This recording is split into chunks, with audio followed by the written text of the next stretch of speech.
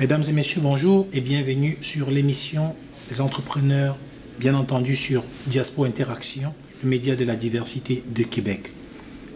L'émission braque ses faisceaux sur ces entrepreneurs issus de l'immigration, ces entrepreneurs de la diversité, dans le but de les connaître, de les découvrir, de les reconnaître et bien sûr de valoriser leurs services et leurs produits. Aujourd'hui, nous avons le privilège, l'honneur de recevoir la directrice des magasins internationaux exotiques, les magasins Mokolo. Elle est avec nous aujourd'hui. Elle s'appelle Madame Madeleine. Nous allons pouvoir la découvrir ensemble. Nous allons pouvoir découvrir un tout petit peu son cheminement et découvrir bien sûr ses magasins. Alors, Madame Madeleine, bonjour. Bonjour. Comment vous allez? Ça va très bien. Super. En fait, quand je dis Madeleine, je sais que c'est juste votre prénom. J'aime tellement vous entendre dire votre nom. Vous vous appelez exactement? Je m'appelle Madeleine Zaridoka. Madeleine Zaridoka. Vous êtes aujourd'hui directrice fondatrice de 3 magasins, des magasins qui s'appellent les épiceries Mokolo et qui ont pignon sur rue actuellement à Québec, qui sont incontournables. Mais avant de parler de ce pan-là, j'aimerais qu'on parle un tout petit peu de vous. Comment ça va? Ça va très bien. Et vous-même, votre vie, ça se passe bien? Ça passe comme je veux. Super. Est-ce que vous pouvez un tout petit peu nous parler de vous? C'est qui Madeleine? Madeleine, je suis centrafricaine. Je suis arrivée à Québec en 2003. En 2003? Oui. Et avant d'arriver en 2003, vous étiez en Centrafrique? J'étais en Centrafrique. J'ai travaillé 7 ans. J'ai un diplôme en secrétariat comptable que j'ai travaillé 7 ans en Centrafrique. Et j'étais d'abord membre de la Fédération luthérienne mondiale. Donc, c'est ça. Ok, parfait. Et dites-nous, Madeleine, sûrement, vos plats favoris, c'est quoi? Mes plats favoris? Oui. L'épinard. L'épinard. Vous aimez manger de l'épinard? L'épinard. Oh, vous ne devez pas manquer avec tout ce qui est dans le magasin. Hein? Bien sûr. Et c'est facile à cuisiner aussi. C'est vrai? Mais oui. Vous nous en direz tout à l'heure. Et vos passions? Mes passions? Oui. Le travail. Le travail? Travail. Même à la maison, travailler. Vous n'avez rien d'autre qui vous passionne? Je sais seulement si je dors. Donc, vous n'aimez pas aller au cinéma comme tout le monde?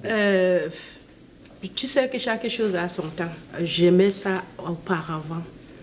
Mais dès que je me suis lancée à créer mon entreprise, c'est comme si que le cinéma, je l'ai dans mon salon. Ok. Ouais, et vos intérêts? Ouais. Les intérêts de Madame Madeleine, c'est quoi? Je ne sais pas. Vous ne savez pas? Non. Bon.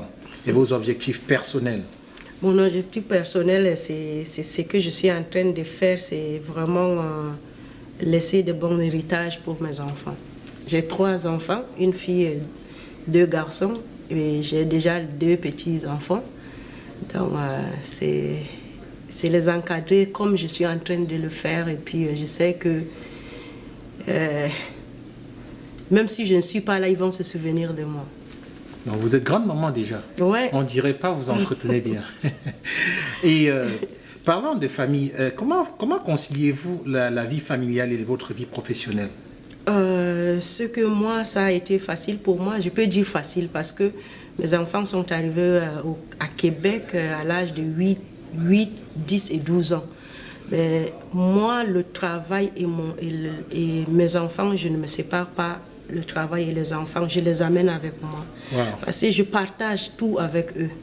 Je ne cache pas de quoi. Je peux donner même ma carte, mon NIP à mes enfants. La raison pour laquelle tu vois que dans tous les dépanneurs, mes enfants s'impliquent beaucoup, parce que moi, je ne les cache pas des choses. Parce que je dis que ce qu'on fait, c'est familial. Donc, j'ai amené mes enfants à comprendre des choses. Je peux même ouvrir mon compte, le montrer qu'est-ce que j'ai dans le compte. Et puis, ça amène mes enfants. Eux, ils peuvent se soucier de ce que je fais. Ils vont dire que non, on ne peut pas déranger, on doit faire. C'est comme si eux, ils m'accompagnent dans tout ce qu'on fait, quoi. C'est parce que je ne les cache rien. Donc, c'est comme ça que je vis. Et puis, tu ne vois pas, malgré que si je voyage, les choses roulent comme si que j'étais là. C'est mes enfants même qui gèrent. Absolument. Donc, c'est comme ça. Absolument. Ouais. Et actuellement, avant de rentrer vraiment dans le pan de votre vie professionnelle, est-ce qu'on pourrait dire que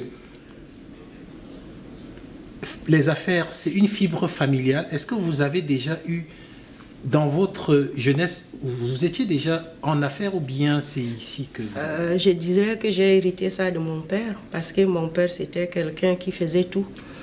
Mon père il avait des magasins de vêtements hommes-femmes, il avait des auberges, des bars. Donc lui, camionneur, donc mon père était comme ça. Donc nous sommes 10 dans la famille.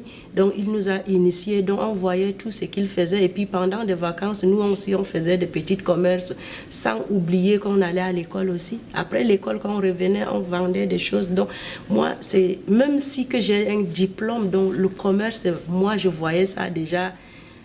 J'avais déjà adopté ça, quoi. Donc même rester devant le bureau, j'avais toujours des choses à vendre, même dans des bureaux aux collègues.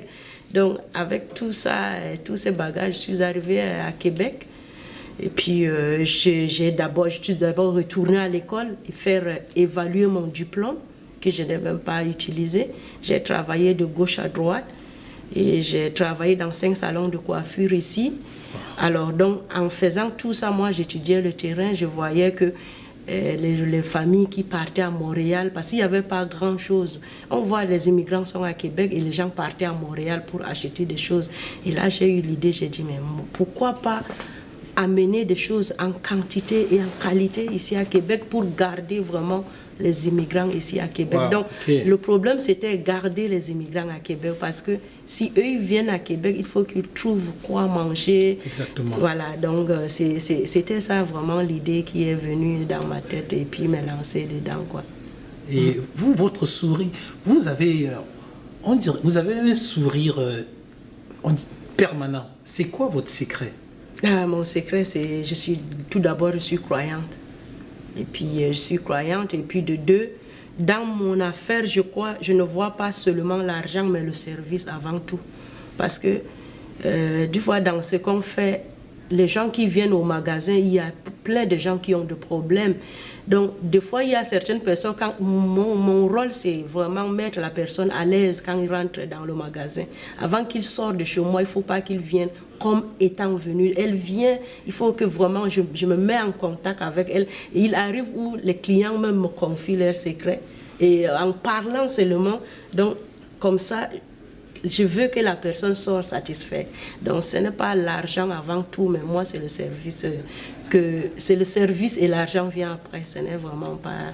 C'est ça mon secret. Et puis, moi-même, je travaille sur moi. En faisant ça, je travaille sur moi. Je n'aime pas que... Parce que si tu es négatif, ça joue aussi sur toute chose. Tu vois. Donc, en sortant de chez moi, je veux que cette journée se passe bien. Donc c'est comme ça, je suis comme ça, c'est tout. Ouais, vous avez anticipé sur ma question suivante, c'était juste de savoir vos relations personnelles avec vos clients ou avec Québec, comment vous pourrez caractériser cela? Ma relation personnelle? Oui, je veux dire avec des gens qui viennent, des gens que vous rencontrez. Ça fait combien d'années vous êtes à Québec? Depuis 2003. Ça fait depuis 2003, ouais, 2003. Ça fait 2003, ouais. On est en 2018, 14 ans, 14 ans, je crois. 13 ans 15 ans. 15 ans. 15 ans. Ça fait 15 ans que vous êtes à Québec, dans la ville de Québec. Ouais. Vous êtes arrivé directement à Québec. Directement à Québec. Oui. Directement à Québec. On dirait que Québec vous attendait, hein? Non, ouais, c'est ça. Voilà. Donc oui, ma question était... C'était juste de savoir si vos relations, ça va, j'imagine. Non, tout va bien. Tout Moi, va bien. ma relation sur le point professionnel, tout va bien. Parfait, Ouais, parfait. tout va bien. Donc, si vous permettez, on va pouvoir prendre une pause et on reviendra pour parler de votre vie professionnelle. Ok. En prenant la pause, j'aimerais remercier nos partenaires, j'aimerais remercier l'Hôtel Concorde, j'aimerais aussi remercier comme ça Tristan, les magasins Tristan qui m'habillent en toutes circonstances. J'aimerais aussi remercier Rodrigo qui est notre vidéaste maison. Je veux remercier bien sûr tous ceux qui nous suivent actuellement et vous les web spectateurs. Et on se retrouve dans quelques minutes avec Madame Madeleine. Madeleine, pour la suite.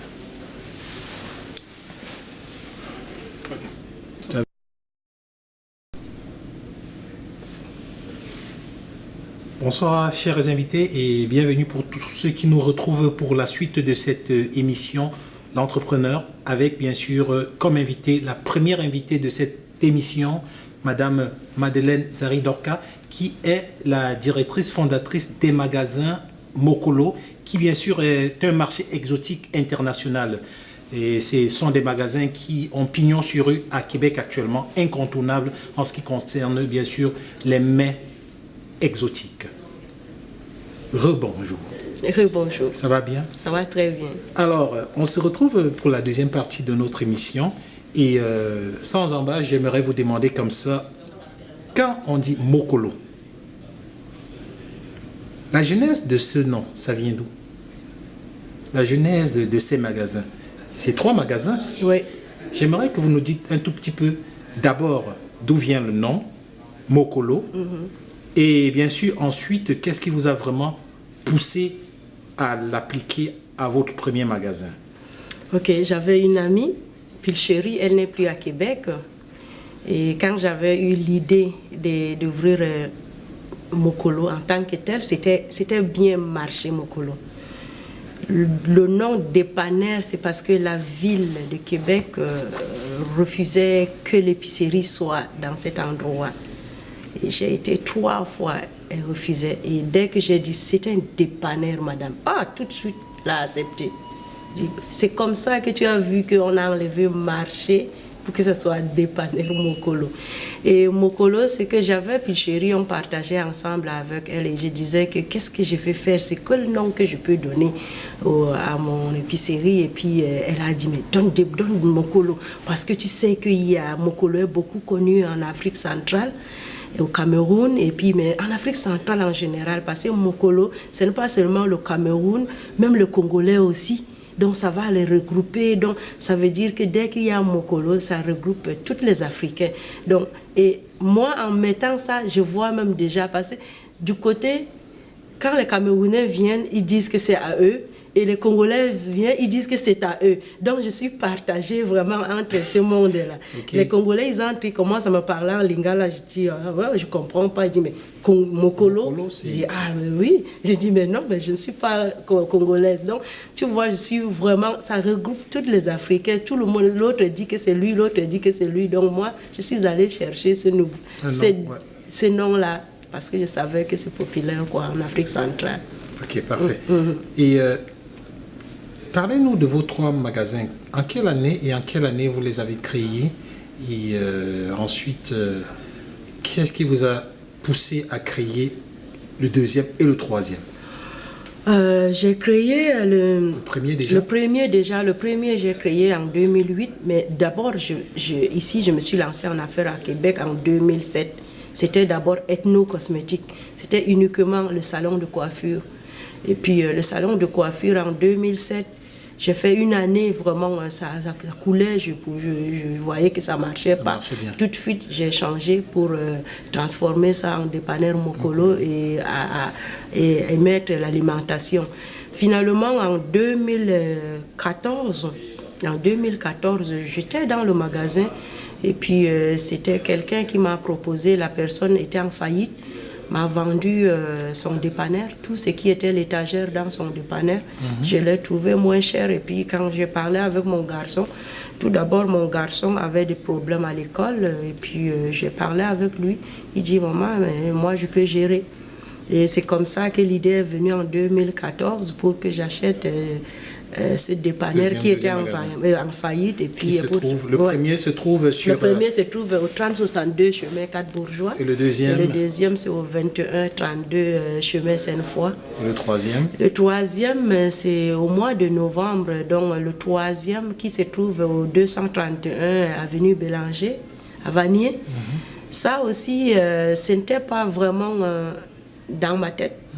Mais je restais au magasin et puis c'était à quelqu'un d'autre. Et la fille est venue me voir. Elle me dit que, bon, regarde, il y a plein des Africains qui sont de ce côté-là. Moi, je l'ai acheté. Elle avait acheté chez une autre personne. Et maintenant, elle avait laissé son frère qui gérait ça, mais son frère n'occupait pas de ça. C'était tout le temps fermé. Et puis elle est venue me voir, elle m'a dit que si tu veux acheter. Et puis parce que je vois que toi, c'est comme si c'est ton domaine, quoi. Parce que nous, ce n'est pas vraiment, ça ne vient pas. Donc c'est raison pour laquelle elle me l'a vendu. Et puis c'est ça, je me ramasse avec 3 magasins. Comment on se sent d'être entrepreneur, chef d'entreprise, directrice, fondatrice et gérante de 3 grands magasins? Parce qu'aujourd'hui, oui. Vous avez mentionné votre fils que j'aime beaucoup. C'est un garçon dynamique, c'est un garçon travailleur à qui je salue, j'ai fait un clin d'œil. Salut Willy. Donc, je sais qu'il est là pour vous soutenir, mais comment vous vous sentez comme femme entrepreneur, directrice et gérante de 3 grands magasins à Québec? Tu sais que moi, tous ces 3 magasins, ce que je fais, c'est une seule facture. C'est moi qui gère tout. Ok. Donc, toutes les commandes, tout, c'est moi qui gère. Je peux te dire que même faire aussi ma déclaration des taxes, je faisais tout ça.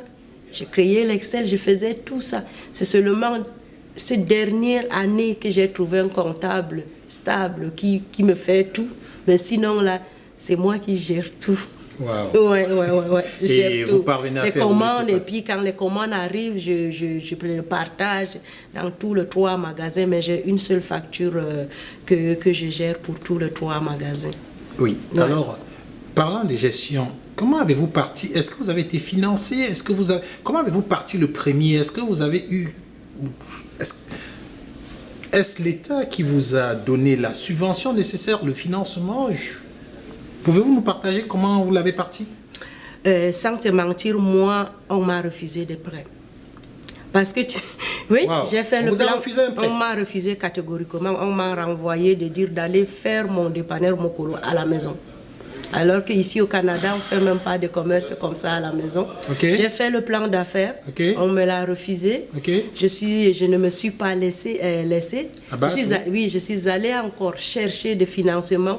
Tout le fruit de dépanneur Mokolo que tu vois aujourd'hui, là, j'ai eu 15 000 de la Fondation canadienne des jeunes entrepreneurs. C'est tout ce que j'ai eu à Québec. Okay. Ni marge de crédit, ni crédit bancaire. On ne me l'a jamais accordé. Donc aujourd'hui, vous tournez avec 3 entreprises avec zéro subvention, zéro financement. Oui, rien. Mais sauf que moi, je travaille avec le fournisseur, c'est tout. Parce que moi, le commerce, ça, c'est quelque chose que je me connaissais dedans. Donc, quand les banques m'ont refusé, quand tous ces organismes qui aident des immigrants à partir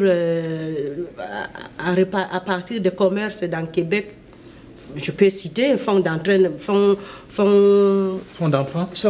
économique de Québec m'a refusé, même malgré que je voyais que ça marchait bien.